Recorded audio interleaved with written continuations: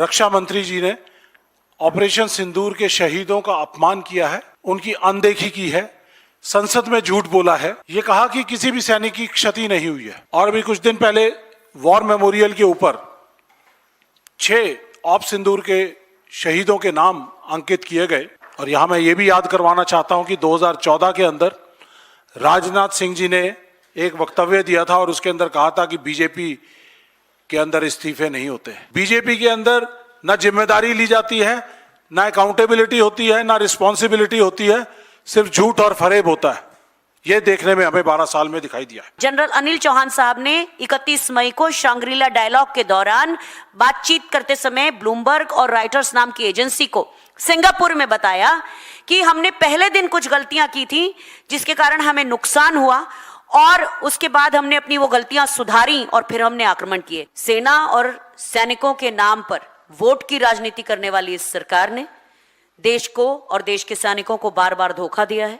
आप ये बैकड्रॉप देख रहे हैं, इस बैकड्रॉप के अंदर जो दिखाई दे रहा है कि राजनाथ सिंह रक्षा मंत्री जी ने ऑपरेशन सिंदूर के शहीदों का अपमान किया है, उनकी अनदेखी की है, संसद में झूठ बोला है और ये कहा कि किसी भी सैनिक की क्षति नहीं हुई है। और अभी कुछ दिन पहले वॉर मेमोरियल के ऊपर 6 ऑप सिंदूर के शहीदों के नाम अंकित किए गए। तो ये आप देख सकते हैं कि किस तरह से राजनाथ सिंह जी ने पूरे देश के सामने संसद के अंदर हमारी जो प्रजातंत्र की, डेमोक्रेसी की सबसे बड़ा मंदिर है, वहां पर झूठ बोला है। और ऐसे ही मंदिर के अंदर ब्रिटिश गवर्नमेंट के एक प्रधानमंत्री ने कुछ 2-3 साल पहले झूठ बोला था तो उसको इस्तीफा देना पड़ा था। और यहां मैं ये भी याद करवाना चाहता हूं कि 2014 के अंदर राजनाथ सिंह जी ने एक वक्तव्य दिया था और उसके अंदर कहा था कि बीजेपी के अंदर इस्तीफे नहीं होते।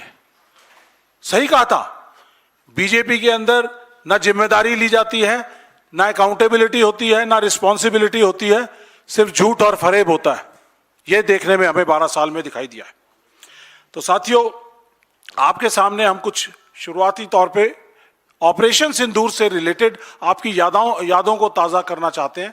सबसे पहले राजनाथ सिंह जी ने 28 जुलाई 2025 को 78 दिन सीज फायर को हो गए थे। उसके बाद ये उन्होंने संसद में जब इसके ऑप सिंदूर के बारे में बहस हो रही थी तो ये वक्तव्य दिया था। सुनिए जरा। और आपको प्रश्न पूछना है तो यह पूछिए, इस ऑपरेशन में क्या हमारे जाबाज सैनिकों की कोई क्षति हुई है? तो उसका उत्तर है नहीं, हमारे सैनिकों की कोई क्षति नहीं। इस ऑपरेशन सिंदूर में हमारे पास ये लिस्ट है, हमारे 10 जवान शहीद हुए हैं, लेकिन राजनाथ सिंह जी ने ये कहा, संसद में बोला कि हमारे किसी भी जवान की, सैनिक की कोई भी क्षति नहीं हुई है। ये 28 जुलाई का वीडियो था। ये 4 अगस्त का हमारे एक एयरफोर्स के जवान जो शहीद हुए थे, सुरेंद्र मोगा, राजस्थान बालसमंद से थे, तो उनकी मां ने जब ये राजनाथ सिंह जी का बयान सुना तो उनका क्या रिस्पांस था, सुनिए। मेरो बेटो ही खो दियो, फिर भी मैंने यही करे भी को कोई जी भी कौन काट सके। वे रक्षा मंत्री की भी टाइम मन ले जाके खड़ी कर दो, मैं जान देते भी कि जीप काट लूं मैं, मन बिजा ले जाके खड़ी कर दो। तो बेकार आदमी के बोध रहे, बिन होश भी नहीं है, क्योंकि बोलन कोई बिन रक्षा मंत्री बनाए कौन है। मेरे बेटो देश के लिए जान देती, फिर भी कोई सम्मान कौन मिल रहे हो। 3 महीना हो गया मैंने यह सोचता कि भैया कद से आवे, कद से बोलो सर्टिफिकेट आवे बन के। अब तो लास्ट में वो तो जहर बुरकाए हमारे पर आके हमारी बड़ेड़ा पर नमक और बुरका दियो। हमारे तो आग तो वही लाग रही। इसका है क्या यार, इसका आता था बड़ा मंत्री तो क्या बात बोले, मन शर्म को नहीं बोलता थोड़ी बहुत भी, मुंडे पर शर्म भी को नहीं। ये है लिस्ट 6 जवानों की जो अभी कुछ दिन पहले वॉर मेमोरियल के जो साइट है, नेशनल वॉर मेमोरियल, उसकी साइट पर और जो इंडिया गेट पर वॉर मेमोरियल बना है उस पर 6 नाम अंकित हैं। आज भी वो 4 नाम गायब हैं। हमें सवाल पूछते हैं कि वो 4 जो हमारे और जो जाबाज सैनिक जो शहीद हुए थे उनके नाम कहां है? साथियों, चाणक्य ने कहा था कि जिस राजा के राज में सैनिकों को, शहीदों को सम्मान ना मिले और अपने अधिकार के लिए उनको राजा से मांग करनी पड़े, तो उस राजा को शासक बने रहने का कोई अधिकार नहीं है। यही हमारी आज की बुनियादी एक आत्मा है आज इस प्रेस कॉन्फ्रेंस की, कि ये झूठ और फरेब की सरकार जो पीएम नरेंद्र मोदी, जिनको हम बड़े जानते हैं कि कॉम्प्रोमाइज्ड, सरेंडर्ड पीएम मोदी और उनके मंत्रियों की जो झूठ की सरकार है, उनको सत्ता पे काबिज रहने का कोई अधिकार नहीं है। और क्यों लग गए 13 महीने इन सब हमारे जाबाज सैनिकों को और शहीदों को इस पटल पर आने के लिए? इसके लिए तो जिस दिन ऑपरेशन सिंदूर खत्म हुआ था उसके एकदम बाद इसका जो है इनके नाम इस वॉर मेमोरियल पर आ जाने चाहिए थे। 13 महीने तक इनको गुमनाम रखा गया और यह भी चुपके से ऐड कर दिया गया ताकि किसी को पता ना चले। लेकिन राजनाथ सिंह जी, आपके इस झूठ को 28 जुलाई को जब आपने बताया था, तो 30 जुलाई को हमने प्रेस कॉन्फ्रेंस करके पटना के अंदर सदाकत आश्रम में हमने 2 शहीद जो ऑप सिंदूर के थे, उन 2 शहीदों को देश के सामने उनके परिवारों को लेकर आए, उनको सम्मानित किया। आपने सम्मान नहीं दिया, लेकिन कांग्रेस पार्टी जो है, राहुल गांधी जी की जो पार्टी है, खड़गे जी की जो पार्टी है, ये इनकी सोच है। जो स्वतंत्रता सेनानियों की पार्टी है, उसको मालूम है कि कैसे अपने देश के लोगों का, सैनिकों का, शहीदों का कैसे उनका सम्मान करना है। तो साथियों, ये बड़ा एक नेशनल सिक्योरिटी से कॉम्प्रोमाइज का मुद्दा है, क्योंकि जब एक सेना में सैनिक शहीद होता है तो उसकी पलटन फक्र महसूस करती है कि मैं आज अपने देश के काम आया। पलटन के लिए, फॉर्मेशन के लिए, सेना के लिए वो एक हीरो होता है, ताकि बाकी सैनिक वो भी उसी तरह उसको देखकर उसी की तरह अपने देश के काम आने की सोच रखते हैं। साथियों, इसके बाद कांग्रेस पार्टी ने इस पूरे प्रकरण के अंदर, राहुल गांधी जी ने, कांग्रेस पार्टी ने कई बार कांग्रेस वर्किंग कमेटी की मीटिंग्स की और इन शहीदों के परिवारों तक हम एक्स सर्विसमेन डिपार्टमेंट के लोग राहुल गांधी जी के संदेश लेकर पहुंचे। वो हम आपको बाद में बताएंगे। मैं थोड़ा सा आपका यादें कुछ ताज़ा करना चाहता हूं, क्योंकि ऑप सिंदूर को 1 साल हो गया है और ये कहते हैं कि बड़ा एक अंग्रेजी की कहावत है कि soldiers are remembered during war and they are slighted when the war is over. तो इसलिए 13 महीने हो गए हैं, तो इसलिए आपकी यादें ताज़ा करनी बहुत ज़रूरी है, ताकि अपने देश के सैनिकों को याद करें। साथियों, ऑप सिंदूर जब हुआ उससे पहले के क्या हालात थे? JNK के अंदर हर साल सिक्योरिटी का एक जायज़ा लिया जाता है और JNK की जो सिक्योरिटी है, क्योंकि ये एक पूर्ण राज्य नहीं है, तो ये ministry of home affairs Amit Shah के अंडर है। और अमित शाह जी ने 6 और 8 अप्रैल के दौरान 2025 में जायजा लिया, क्योंकि 17 अप्रैल को प्रधानमंत्री जी का दौरा होना था, लेकिन दौरा रद्द कर दिया गया। अमित शाह जी ने कहा कि सिक्योरिटी चाक चौबंद है, इंटेलिजेंस और सिक्योरिटी में कोई कमी नहीं है। लेकिन उसके 5 दिन बाद ही 22 अप्रैल को जिस तरह से पहलगाम का हमला हुआ और जिस तरह से आपने देखा कि चुन चुन कर लोगों को मारा, कितना बड़ा सिक्योरिटी फेलियर था। वहाँ पर ना तो कोई पुलिस पोस्ट थी, ना कोई पुलिस की, ना कोई पिकेट थी, और जो 1 घंटे तक लोगों को जो है वहाँ पे चुन चुन कर मारा गया। और जो टूरिस्ट ऑपरेटर्स है उनको इसकी जानकारी थी, लेकिन वहाँ की जो सिक्योरिटी एजेंसीज वहाँ पे थी, जो कि डायरेक्टली अमित शाह के अंडर थी, वो फौज के अंडर नहीं है, वो पैरामिलिट्री फोर्सेस के अंडर है, वो अमित शाह डायरेक्ट उनको कंट्रोल करते हैं। तो वहां से अर्लीस्ट पॉसिबल जो पोस्ट थी वो 40 से 45 मिनट दूर थी। तो ऐसा कैसा सिक्योरिटी का एनवायरनमेंट था, किस तरह की हमारे पास आईबी से रॉ से इनपुट्स हो रही थी।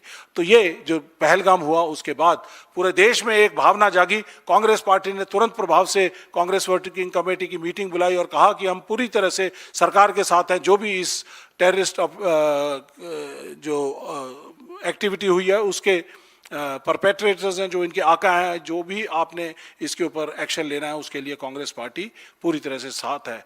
राहुल गांधी जी ने जिस दिन वो बाहर विदेश दौरे पे थे, वो वापस आए, वापस आते ही इमीडिएटली 23 तारीख को वापस आ गए और 24 मई को वो श्रीनगर के बेस हॉस्पिटल के अंदर जो हमारे हताहत सैनिक थे या जो परिवार जो जिनके लोग वहां पर जो घायल थे उन सब से मिलने के लिए गए। ये है कांग्रेस की सेंसिटिविटी। और उसके बाद जिस तरह से ऑपरेशन सिंदूर हुआ 6 और 7 की रात को जिस तरह से हुआ, तो उसके बारे में जो ब्यौरा है वो हमारे साथी अनुमाचार्य जी आपको देंगे। जय हिंद साथियों, सिर्फ ये याद दिलाने के लिए है क्योंकि इसका कोई बहुत ज़्यादा विवरण नहीं है। सब जानते हैं कि 6 और 7 की रात को ये कहा गया, भारत की सरकार ने कहा कि जो आतंकवादी ठिकाने हैं, हिजबुल मुजाहिदीन है, इस तरह के 9 ठिकाने जो थे वो बताए गए। उसमें से 6 ठिकानों पर भारत की सेना ने और 3 ठिकानों पर, क्योंकि डीप पेनिट्रेशन था, तो भारत की वायुसेना को हमला करने के लिए कहा गया था।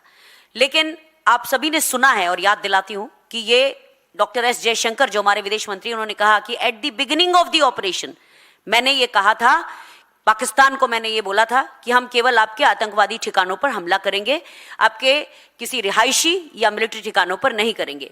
तो जो एक वायुसेना का सरप्राइज एलिमेंट होता है, 2 ही चीजें तो होती हैं हमारे पास, सरप्राइज एलिमेंट और स्पीड। तो स्पीड तो थी लेकिन सरप्राइज एलिमेंट खत्म हो गया और उसके कारण हमने स्टैंड ऑफ तरीके से, यानी कि अपनी सीमा में रहते हुए हमला तो किया लेकिन हम पर जवाबी हमला हुआ। और इसकी पुष्टि और किसी ने नहीं, सीडीएस अनिल चौहान साहब ने, जनरल अनिल चौहान साहब ने 31 मई को शांग्रीला डायलॉग के दौरान बातचीत करते समय ब्लूमबर्ग और राइटर्स नाम की एजेंसी को सिंगापुर में बताया कि हमने पहले दिन कुछ गलतियां की थी जिसके कारण हमें नुकसान हुआ और उसके बाद हमने अपनी वो गलतियां सुधारी और फिर हमने आक्रमण किए।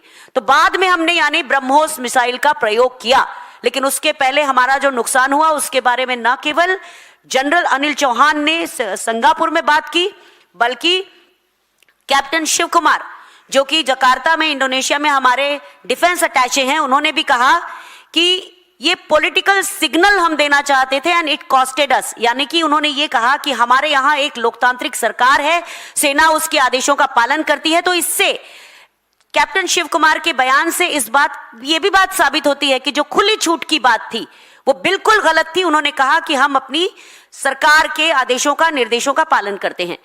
आगे चल के जब हमने वो हथियार इस्तेमाल किए पाकिस्तान पर, हमने उनके यहाँ डीप पेनिट्रेशन करके उनके जो मुरीद के और अलग अलग जगहों पे चुनिया अलग अलग जगहों पर जब हमने हमले किए और उनका नुकसान किया, तो सिरसा एयरबेस पर हमला किया पाकिस्तान ने और उसके जवाब में हमने उनको बहुत बहुत भारी नुकसान पहुंचाया। लेकिन 10 मई का दिन, जिस दिन मैं यहां पर आप में से काफी साथियों को संबोधित कर रही थी और हमने कहा था कि कांग्रेस और उस समय तो पूरा विपक्ष भी अनकंडीशनली सरकार के साथ था, लेकिन उसी दिन शाम को पहले अमेरिका के राष्ट्रपति ट्रंप ने कहा कि भारत और पाकिस्तान के बीच में सीज फायर हुआ है और उसके बाद हमारे विदेश मंत्रालय का बयान आता है। तो बताना सिर्फ ये है कि जो सरकार इतने दिनों तक पहले वायुसेना का सरप्राइज एलिमेंट खत्म किया और उसके बाद अचानक सीज फायर जो हुआ, ये दोनों बातें जो है ये आपको याद इसलिए दिलाना है कि हमारे देश की सेनाओं को इससे नुकसान हुआ और 2 सर्विस ऑफिसर्स ने, एक हमारे सीडीएस और दूसरे कैप्टन शिव कुमार, दोनों ने इसकी तस्दीक की कि दोनों जगह हमको नुकसान हुआ है, हमारे एयरक्राफ्ट का नुकसान हुआ है। ये बातें आपको याद दिलाना जरूरी है। थैंक यू अनुमा जी। जिस तरह से इन्होंने बताया कि सीडीएस ने, अनिल चौहान जी ने, फिर कैप्टन शिव कुमार ने, डिप्टी चीफ ने, फिर उसके बाद air chief AP Singh ji ने 28 और 29 तारीख को ये गोवा के अंदर एक कन्वेंशन अटेंड कर रहे थे। उन्होंने भी सबने ये कहा कि इनिशियल लॉसेस हुए और ये नहीं इंपॉर्टेंट कि क्या लॉसेस हुए, कितने हुए, लेकिन हुए, ये क्यों हुए, ये इंपॉर्टेंट है। तो इसलिए उन्होंने स्ट्रेटजीज को अपना रिट्यून किया। और जिस तरह से आपके सामने 10 मई को पहले जो प्रेस कॉन्फ्रेंस हुई थी, तो उस प्रेस कॉन्फ्रेंस के अंदर फौज के जो नुमाइंदे जो प्रेस कॉन्फ्रेंस कर रहे थे, जिसमें हमारी लेडी ऑफिसर्स इन्वॉल्व थी, कितना अपबीट मूड था। लेकिन दोपहर बाद जब 3:30 बजे यूएस प्रेसिडेंट ट्रंप का एक ट्वीट आया कि भारत और पाकिस्तान के बीच में मैंने सीज फायर करा दिया है, और 5:30 बजे हमारी जो फॉरेन अफेयर्स मिनिस्टर डिपार्टमेंट है उनको आकर एक प्रेस कॉन्फ्रेंस में उन्होंने सीज फायर अनाउंस किया, तो उस समय पर हमारा सेनाओं का मोराल बहुत डाउन हो चुका था, क्योंकि वो चाहते थे, आज ये मौका था 1971 के बाद जब हमने पाकिस्तान के 2 टुकड़े किए थे, इंदिरा गांधी जी और सैम मानेकशॉ जी की जोड़ी जो लीडरशिप के अंदर, और आज मौका ऐसा था कि पॉलिटिकल नैरेटिव पूरी तरह से तैयार था, सभी पार्टीज, ऑल पार्टीज का सपोर्ट तैयार था, कांग्रेस पार्टी का सपोर्ट तैयार था, तो पाकिस्तान और हमारी सेनाएं तैयार थी। पाकिस्तान के 5 टुकड़े करने के ताकत रखती थी, गिलगिट बाल्टिस्तान, फिर उसके बाद सिंध, बलोचिस्तान, खैबर पख्तूनख्वा और पंजाब, ये 5 टुकड़े करने की ताकत रखती थी। और जो ये बीजेपी वाले पिछले 12, 14, 15 सालों से एक वो नैरेटिव चला रहे थे कि पीओके को लेकर आएंगे, तो पीओके लाने का मौका था, तो ये खो दिया इन्होंने। सिर्फ एक लिमिटेड 9 टारगेट दिए थे सेना को, और वो 9 टारगेट के ऊपर एक्शन लेने का काम किया था, और वो भी हमारे एस जयशंकर साहब ने जो है उनको सरप्राइज जो है वो लॉस कर दिया था। और उसके बाद जिस तरह की फॉरेन पॉलिसी हमारी का फेलियर रहा है, 60 एमपीज को हमें भेजना पड़ रहा है कि हमने क्या किया, और वहाँ पर यूएस प्रेसिडेंट जो है वो आसिफ मुनीर को, पाकिस्तान के चीफ ऑफ आर्मी स्टाफ को वहाँ पे डिनर के लिए बुलाया जा रहा है, इनवाइट किया जा रहा है, और इंटरनेशनल प्रेस जो है वो पाकिस्तान के अंदर आ रही है। इंटरनेशनल प्रेस जीतती हुई फोर्सेस के पास आना चाहिए था, लेकिन पॉलिटिकल एंड फॉरेन पॉलिसी का जो नैरेटिव था वो पूरी तरह से फेल हो चुका था, और इसकी वजह से हमें नुकसान हुआ। पाकिस्तान को आईएमएफ के लोन दिए गए, एशियन डेवलपमेंट बैंक ने दे दिए, वर्ल्ड बैंक ने इतने सारे उनको लोन्स दे दिए, और यूएन सिक्योरिटी काउंसिल के अंदर उनको जगह दे दी, और जो टेररिस्ट ऑर्गेनाइजेशंस वर्ल्ड ओवर, जो टेररिस्ट ऑर्गेनाइजेशन के ऊपर जो वॉचडॉग एजेंसी है उसका भी इंचार्ज पाकिस्तान को बना दिया। मतलब ऐसा है कि एक चोर को तिजोरी का जिम्मेदारी ठहरा दी। तो ये पाकिस्तान को किस तरह के बेनिफिट्स उसके बाद हुए। तो साथियों, लेकिन उसको नजरअंदाज करते हुए, सभी चीजों को छोड़ते हुए हम आगे चलते हैं कि उसके बाद जैसे ही ऑपरेशन सिंदूर खत्म हुआ, हमारे पास हम लोग सभी हमारे फ्रंट्स के ऊपर जो लोग हमारे शहीद होते हैं, कांग्रेस पार्टी का ex serviceman department Rahul Gandhi ji के नेतृत्व में सभी शहीदों के परिवारों तक पहुंचता है, और उनको राहुल गांधी जी का शोक संदेश देता है। तो ये मैं इसके बाद, इस इवेंट के बाद 15 मई को ये राहुल गांधी जी की तरफ से इन सभी सैनिकों को, सैनिकों के परिवारों, शहीदों के परिवारों को ये लेटर्स 15 मई को सभी उनके परिवारों के जो नेक्स्ट ऑफ किन है उनके पास भेजे गए। ये है कांग्रेस पार्टी का, ये हम आपके पास रिलीज कर देंगे।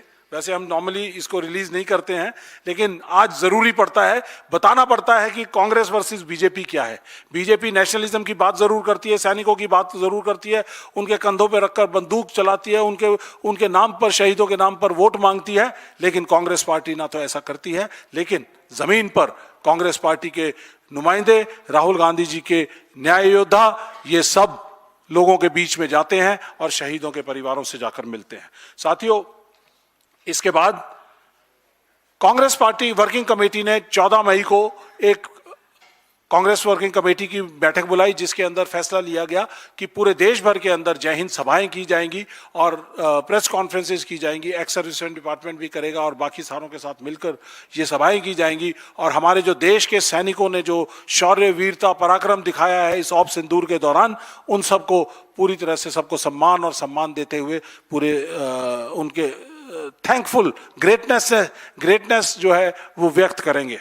तो साथियों, ये कांग्रेस पार्टी की सोच है। और उसके बाद आपने जिस तरह से 78 दिन के बाद इन राजनाथ सिंह जी ने जिस तरह से बयान दिया, उसके बाद हमारे देश की फोर्सेस का मोराल पूरी तरह से टूट गया कि किस तरह से हमारा रक्षा मंत्री जो है वो हमारे 10 शहीद लोगों को भी एक्सेप्ट नहीं कर सकता। तो मैं इसकी तुलना जो है करना चाहूंगा कि पाकिस्तान की फोर्सेस के अंदर जो रेगुलर फोर्सेस के लोग आकर हमारे देश में ऑपरेट करते हैं, टेररिस्ट एक्टिविटी अंजाम देते हैं, और जब वो मारे जाते हैं तो पाकिस्तान की जो सेनाएं हैं उनको एक्सेप्ट करने से मना कर देती हैं। भारतीय सेनाओं का ट्रेडिशन, ईथोस और ट्रेनिंग ऐसी है कि वो पाकिस्तान के जो सोल्जर्स हैं उनका भी सही अंत्येष्टि और सही सम्मान से पूरे सम्मान के साथ उनका लास्ट राइट्स करते हैं। ये है हमारे देश की सेना और सैनिकों का सम्मान करने का तरीका, जेनेवा कन्वेंशन से बंधे हुए हैं। लेकिन हमारे ही देश के रक्षा मंत्री जो अपनी ही सेनाओं के प्रमुख हैं, उस मंत्रालय के प्रमुख हैं, वो किस तरह से, किस जुबान से, किस मुंह से वो अपने बयान देते हैं संसद के अंदर कि हमारा कोई भी जवान शहीद नहीं हुआ। हम इसकी निंदा नहीं करते, हम यहां से उनके रेजिग्नेशन की डिमांड करते हैं। हमने इस बात को 2 दिन बाद ही पटना से उठाया, लेकिन उसके बाद लगातार हम उठाते रहे। 5 से 6 महीने लगे। आपने उस सुरेंद्र मोगा की मदर का बयान सुना होगा, और वो कहती हैं कि बैटल कैजुअलिटी का जो सर्टिफिकेट है, जो अमूमन 1 महीने के अंदर आ जाता है, 78 दिन के बाद भी उनके पास बैटल कैजुअलिटी का जो बेनिफिट्स हैं वो सारे के सारे वहां से अटैच होते। 5-5, 6-6 महीने लग गए। इस मोदी सरकार ने उनको अपने बेनिफिट्स, अपने शहीदों को पास नहीं किए। ये है मोदी सरकार, ये है उनके मंत्री। और मैं इस पूरे प्रकरण के अंदर, अगर आप इस वीडियो को चलाकर देखेंगे तो इस वीडियो में जब राजनाथ सिंह जी बयान दे रहे थे, किसी भी जवान की क्षति नहीं हुई है। बीजेपी के लोग तालियां बजा रहे थे, बेंचेस को थंप कर रहे थे, और अमित शाह जी उसके ऊपर हंस रहे थे। ये पूरी की पूरी बीजेपी के जो मंत्री हैं, बीजेपी के सांसद हैं, ये इन 6 नहीं 10 शहीदों के गुनाहगार हैं। इस देश के गुनाहगार हैं जिन्होंने अपने देश के सैनिकों का और उनके शहीदों का सम्मान नहीं किया है। इनको संसद के मंदिर के अंदर बैठने का कोई अधिकार नहीं है। इस सरकार को तुरंत प्रभाव से इस्तीफा दे देना चाहिए, जिम्मेदारी लेनी चाहिए। हम अपने पार्टी से गुहार लगाएंगे कि इनकी ब्रीच ऑफ प्रिविलेज का एक मोशन लेकर आए, और ताकि जो है इनकी जो गलतियां हैं वो दुनिया के सामने, देश के सामने पता चले। और आज हम सर्विंग सोल्जर्स के साथ भी बातचीत करते हैं। आज वो बड़े दुख में हैं, डिमोरलाइज्ड हैं, उनका मोराल बहुत कमजोर है कि किस तरह से 13 महीने तक हमारे शहीदों को गुमनाम रखा गया। ये कतई बर्दाश्त नहीं है।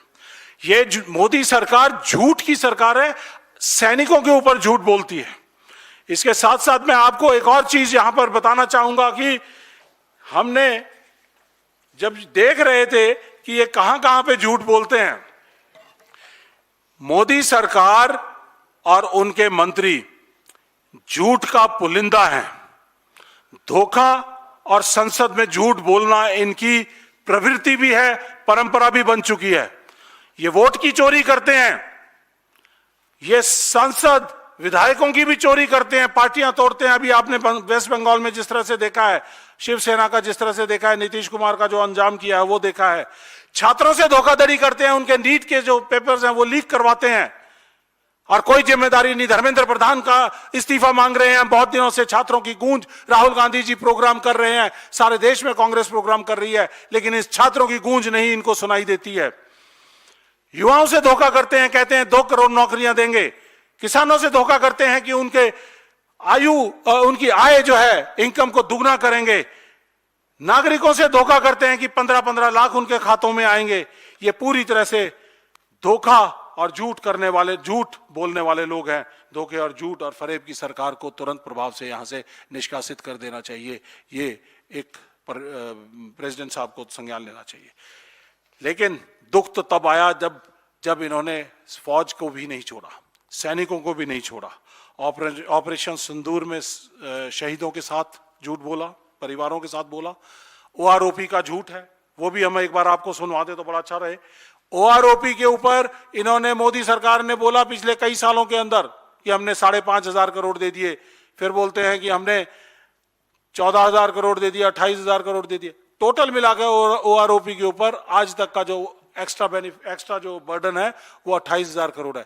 इन्होंने 6 महीने के अंदर 70,000 करोड़, फिर 1 लाख करोड़, फिर 1,25,000 करोड़ 2024 के इलेक्शन से पहले झुंझुनू में 70,000 करोड़ बोलते हैं, फिर रेवाड़ी में 1,00,000 करोड़ बोलते हैं, फिर उसके बाद मई 2024 के अंदर मंडी की रैली के अंदर मोदी जी कहते हैं कि हमने 1,20,000 करोड़ रुपया दे दिया। और प्रेसिडेंट महोदय से भी, महामहिम प्रेसिडेंट से भी संसद के अंदर एक अभिभाषण के अंदर झूठ बुलवा दिया है। तो इसको रहने दो वीडियो। तो ये झूठ बोलने वाले लोग हैं। अग्निवीरों में भी झूठ बोलते हैं। मैं आप सब लोगों से जानना चाहूंगा और आपको बताना चाहूंगा कि इसके अंदर हमारा एक अग्निवीर मुरली नायक भी है, इन 6 जवानों में जिनकी लिस्ट वहां पर शामिल है। अग्निवीर मुरली नायक महाराष्ट्र से है, पाकिस्तान की शेलिंग के अंदर लड़ाई लड़ता हुआ मारा गया। और मुंबई हाई कोर्ट में उसकी मां ने, इस शहीद की मां ने केस डाला हुआ है कि रेगुलर शहीद और अग्निवीरों के शहीद के बीच में कोई खाई नहीं होनी चाहिए, गैप नहीं होना चाहिए। लेकिन इस सरकार ने शहीदों के अंदर भी गैप डाल दिया है। अग्निवीर शहीद को कुछ मिलता है, रेगुलर शहीद को कुछ और मिलता है। अग्निवीर शहीद को ना तो पेंशन मिलेगी, ना ग्रेच्युटी मिलेगी, ना उसको कोई और एजुकेशन का बेनिफिट मिलेगा, हेल्थ का बेनिफिट मिलेगा, उनके परिवारों को कुछ भी नहीं मिलेगा। तो ये अगर आप दिखाना चाहें तो प्लीज दिखा सकते हैं। मैं उसे शहीद कह रहा हूं, मगर हिंदुस्तान की सरकार उसे शहीद नहीं कहती। नरेंद्र मोदी उसे शहीद नहीं कहते हैं। नरेंद्र मोदी उसे अग्निवीर कहते हैं। उस घर को पेंशन नहीं मिलेगी, उस घर को कंपनसेशन नहीं मिलेगी, शहीद का दर्जा नहीं मिलेगा। गलत बयानी करके सदन को गुमराह करने नहीं सर, गलत नहीं है सर, गलत नहीं है सर। यहां पर इन्होंने बोला, गलत नहीं है सर। राजनाथ सिंह जी ने बोला 1 करोड़ रुपया हम अग्निवीर को देते हैं। राहुल गांधी जी पूरी बात कह रहे हैं 1 करोड़ के अंदर से 50 लाख रुपया इंश्योरेंस का होता है, जो कि किसी भी पुलिस का सिपाही या कोई सरकारी नागरिक कोई भी बैंक के अंदर जिसका खाता होता है, वो अगर एक्सीडेंटल डेथ हो जाती है तो 50 लाख रुपए का उसको इंश्योरेंस दी जाती है बैंक की तरफ से, अकाउंट होल्डिंग करने की उससे। तो ये 1 करोड़ जो बात कर रहे थे उसमें से 50 लाख ये है। और जब रेगुलर सैनिक का शहीद होता है तो जब तक जितनी बची हुई उसकी सर्विस होती है उसको पे भी दी जाती है पूरी, और जब उसका कार्यकाल पूरा हो जाता है तो उसको पेंशन दी जाती है, और पेंशन के बाद उसके परिवारों को पूरा मेडिकल बेनिफिट्स और सब तरह के बेनिफिट्स उनके परिवारों को दिए जाते हैं। इसके साथ साथ डिसेबिलिटी पेंशन के ऊपर भी इन्होंने झूठ बोला। राहुल गांधी जी ने निर्मला सीतारमण जी को, फाइनेंस मिनिस्टर को चिट्ठी लिखी कि ये डिसेबिलिटी पेंशन को 1923 से लेके और आज तक वो डिसेबिलिटी पेंशन टैक्स फ्री हुआ करती थी अंग्रेजों के टाइम से। लेकिन उसमें दो हिस्से हुआ करते थे, एक जो घायल होकर बाहर आ गए हैं और एक जो घायल होकर अंदर ही रहे हैं। उन अंदर रहने वालों में से हमारे 2 चीफ ऑफ आर्मी स्टाफ भी बने हैं जिनकी टांगे कटी हुई थी। 2 आदमी ऐसे थे जो आर्मी कमांडर बने हैं, और बहुत सारे हमारे सैनिक, क्योंकि हम उस गौरवपूर्ण गाथा को अपने अगले सैनिकों को भी दिखाना चाहते हैं कि हम अपने सैनिकों की कितनी इज्जत करते हैं। यह है हमारे भारतीय सेना की इथोस। लेकिन इन्होंने उस डिसेबिलिटी पेंशन को भी टैक्स में के दायरे में ला दिया और झूठ बोला देश से कि जो डिसेबल्ड सोल्जर्स हैं उनके बारे में झूठ बोला। राहुल गांधी जी का एक वक्तव्य एक बार सुना दीजिए। जो भी मैं चाहता हूं मैं प्रधानमंत्री के मुंह से बुलवा सकता हूं।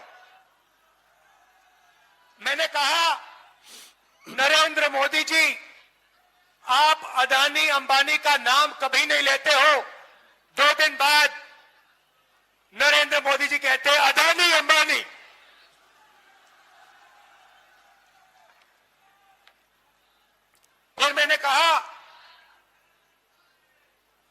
हम बैंक अकाउंट में टकाटक टकाटक टकाटक टकाटक पैसा डालेंगे। नरेंद्र मोदी अपने भाषण में कहते हैं टकाटक टकाटक टकाटक टकाटक।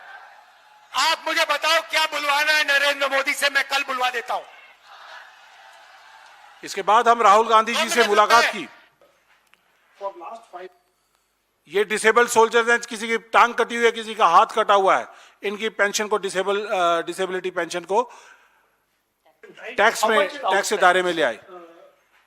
For last 5 years, backlog has been increasing. 1st April 2025, the backlog was about 6,000 crores. And expenditure. How much was it last year? They gave 7,000 crores. This year they gave 8,000 crores, but the backlog itself was 6,000 crores. So to do the expenditure for this current year, only 2,000 crores was. उसके बाद राहुल गांधी जी ने जब ये बात हमारे सैनिकों के साथ की तो मोदी जी क्या बोलते हैं? Why for the soldiers? के अलावा पूर्व फौजियों के लिए खेल स्कीम का बजट भी 36% बढ़ाया गया है। तो राहुल गांधी जी जब कहते हैं कि वो कुछ भी बुलवा सकते हैं, तो OROP 2 जब भारत जोड़ो यात्रा हरियाणा में आई थी तो उस समय पे केस लंबित था सुप्रीम कोर्ट में। 3 दिन के अंदर हमारे बहुत सारे साथी मिले, तो राहुल गांधी जी ने जब उस बात को उठाया, 3 दिन के अंदर OROP 2 लागू किया, इन्होंने अनाउंस किया। लागू तो बहुत बुरी तरह से किया उन्होंने। राहुल गांधी जी ने ECHS की हेल्थ केयर स्कीम के बारे में बात की, डिसेबिलिटी पेंशन की बात की। डिसेबिलिटी पेंशन पे उनको झूठ का जवाब दिया निर्मला सीतारमण जी ने, और मोदी जी ने वहां पर उत्तराखंड में जाकर यह कहा कि हमने ECHS के लिए 6,000 करोड़ रुपए दिए हैं। तो ये झूठ पे झूठ बोलने वाले लोग हैं। इन्होंने ECHS के ऊपर झूठ बोला, गलवान पे झूठ बोला, कहा कि चीन के अंदर कोई ना घुसा, चीन का कोई सैनिक भारतीय सीमा में ना कोई घुसा है, ना घुस आया है, ना घुसा हुआ है। और तो हमारे जवान जो 20 जो गलवान में शहीद हुए तो वो कहाँ हुए? तो झूठ है। ये संसद में भी झूठ बोलते हैं। ये सभी बातों के ऊपर इन्होंने संसद में झूठ बोला हुआ है। तो मैं ये कहना चाहूंगा कि ये झूठ बोलने की परंपरा बंद होनी चाहिए, और हम अपनी मोदी सरकार से इस सरेंडर मोदी जी से और कॉम्प्रोमाइज्ड प्रधानमंत्री जी से और उनके मंत्रियों से हम ये कहना चाहेंगे, देश की सेनाओं पे संसद में झूठ बोलना बंद करें। शहीदों के जो बेनिफिट्स हैं उनको समय पे दीजिए, और साथ साथ हम आपके माध्यम से ये डिमांड करते हैं कि पहली डिमांड हमारी ये है कि राजनाथ सिंह जी ने संसद में झूठ बोला है। संसद में झूठ बोलने के कारण उनको तुरंत प्रभाव से रक्षा मंत्री के पद से हटाया जाए, या अगर हटते नहीं हैं तो उनका रेजिग्नेशन लिया जाए। अगर रेजिग्नेशन नहीं लिया जाता, नहीं देते हैं, तो उनको हटाया जाए। दूसरा, ब्रीच ऑफ प्रिविलेज मोशन उनके खिलाफ लाया जाए, ताकि एक एग्जाम्पलरी पनिशमेंट हो। हमारे देश में कोई दोबारा से संसद में गलत बयानी ना कर सके, क्योंकि संसद में जो बात कही जाती थी उसको पार्लियामेंट्री लैंग्वेज कहा जाता था, और कोई दूसरी बात कोई बाहर जाके कोई कहता था तो कहते थे अनपार्लियामेंट्री लैंग्वेज है। तो ये इस पार्लियामेंट में झूठ बोलने का अधिकार किसी को नहीं है। मोदी जी और उनकी पूरी कैबिनेट को इस ताली बजाने के प्रकरण में साथ देने में, राजनाथ सिंह जी का झूठ बोलते हुए साथ देने में, उनसे सबके सामने पब्लिकली माफी मांगी जाए, संसद में माफी मांगी जाए कि हमसे गलती हुई है। और जो नेशनल सिक्योरिटी जो कॉम्प्रोमाइज हो रही है अग्निवीर योजना के कारण, अग्निवीर योजना पूरी तरह से खत्म की जाए। राहुल गांधी जी, कांग्रेस पार्टी, खड़गे जी वचनबद्ध है कि जिस दिन भी हमारी सरकार बनेगी अग्निवीर योजना को पूरी तरह से खत्म करेंगे। ये फौज का मोराल अप करने के लिए बहुत जरूरी है, इसलिए अग्निवीर योजना शहीदों में, सैनिकों में भेदभाव करती है। भेदभावपूर्ण योजना को खत्म होना चाहिए। Thank you. मैं अनुमा जी से बोलूंगा, प्लीज। सिर्फ समराइज करने के लिए, इस सरकार के आने से पहले इस देश में परंपरा थी कि जिसने देश के लिए सुप्रीम सेक्रीफाइस या सर्वोच्च बलिदान दिया है उसको सार्वजनिक रूप से कृतज्ञता व्यक्त की जाती थी। लेकिन सेना और सैनिकों के नाम पर वोट की राजनीति करने वाली इस सरकार ने देश को और देश के सैनिकों को बार बार धोखा दिया है। स्वतंत्रता प्राप्ति के बाद से आज तक, 1947 के बाद से आज तक देश की सेनाएं शहादतें दे रही हैं। अगर हम औसत निकालें तो आज भी, आज तक, उस दिन से आज तक 1.7 सैनिक इस देश पर शहीद होता आया है। ऐसे में अगर हमारे डीजीएमओ ने अपनी प्रेस कॉन्फ्रेंस में उन्हें सम कैजुअलिटीज, कुछ शहादतें ऐसा कह के संबोधित किया, तो इससे साफ समझ आता है कि किस तरह से उनके ऊपर राजनीतिक दबाव था कि जिनके पास, जिस डीजीएमओ के पास डेली सिचुएशन रिपोर्ट यानी कि डेली सिट्रिप आती है, उसने अगर उन शहीदों के नाम नहीं लिए तो ये शहीदों का अपमान है। और हम ऐसा मानते हैं कि हमारा कोई भी अधिकारी या सैन्य कर्मी अपने ही साथी के साथ धोखेबाज नहीं हो सकता, क्योंकि वो जानता है कि शहादत की जो बातें हैं उससे आर्थिक जो प्रावधान होते हैं वो जुड़े होते हैं और उनके कारण ही उस शहीद को वो स्वत्व मिलते हैं। तो इसलिए डीजीएमओ के ऊपर भी ये दबाव रहा, ये हमको साफ दिखता है। शहीदों को स्वीकार ना करना, उनका नाम तो स्वर्ण अक्षरों में लिखा जाना चाहिए था। लेकिन क्या सोना खत्म हो गया है इस देश से? क्या इस देश में शहादतों का अपमान होने लगा है? ये साफ दिखता है इन 6 सैनिकों की शहादतों के 13 महीने तक हाशिए पर रहने से। ये जरूरी बात है कि इन 6 शहीदों को छिपाने का मामला नहीं है। आप याद करिए, 21 सितंबर 2025 को इस देश ने एक दोहरा चरित्र अपनाते हुए आईसीसी ने भारत और पाकिस्तान का मैच कराया। ये कौन सी दोगली नीति होती है? और उसमें घटिया हरकत की जिसमें कहा हम हाथ नहीं मिला रहे हैं। तो ये क्या तरीका है कि जब अपने शहीदों का अपमान कर रहे हैं आप वहां जाके उनके साथ मैच खेल रहे हैं, जबकि आप आतंकवादी राष्ट्र उसे घोषित नहीं करा पाए। तो ये एक बात है जो आप सभी को मालूम होना चाहिए। और एक चीज और कि अग्निवीर या कोई और हमारा नॉर्मल सैनिक, किसी की शहादतों में कोई अंतर नहीं होता है, क्योंकि वो सुप्रीम सैक्रिफाइस है, उसको कैटेगराइज नहीं करना चाहिए। तो हम इस वक्त सिर्फ दोहराने के लिए ये मांगे हम दोहराते हैं कि जिस रक्षा मंत्री ने रक्षा मंत्री होते हुए अपने देश के सैनिकों के नाम संसद में झूठ बोलकर, क्योंकि संसद में सारे ऐसे लोग बैठते हैं जो लॉ मेकर्स होते हैं, वहां झूठ बोला, ऐसे रक्षा मंत्री के पास अगर जमीर बाकी है तो उन्हें अपने जमीर का इस्तेमाल करते हुए इस्तीफा देना चाहिए। पूरे बीजेपी के सांसदों को और प्रधानमंत्री को खुद सबसे पहले उन शहीदों के परिवारों से, फिर सेना से और फिर इस देश के सामने माफी मांगना चाहिए। और हम ये भी मांग करते हैं कि ऐसे रक्षा मंत्री के खिलाफ प्रिविलेज मोशन आना बहुत जरूरी है, विशेषाधिकार हनन प्रस्ताव, क्योंकि उन्हें अपने उस पद पर रहते हुए जिसकी उनके पास जिम्मेदारी थी, अपने ही देश के शहीदों को धोखा दिया और उनको हाशिए पर रखा 13 महीनों तक। तो ये सारी बातें कांग्रेस पार्टी की तरफ से हम आपके सामने रख रहे हैं। और चाहे ये रिपीटिशन हो, फिर भी हम कहेंगे कि वो शहीद जिन्होंने कारगिल में कहा था कि या तो मैं तिरंगा फहरा कर आऊंगा या तिरंगे में लिपट कर आऊंगा, तो उस तिरंगे में लिपट के आने का जो हक था उसको 13 महीने तक देश से छुपाया गया। ये शर्म की बात है और इस सरकार को इस शर्मिंदगी के साथ रक्षा मंत्री को अपने पद से हटा देना चाहिए। जय हिंद साथियों।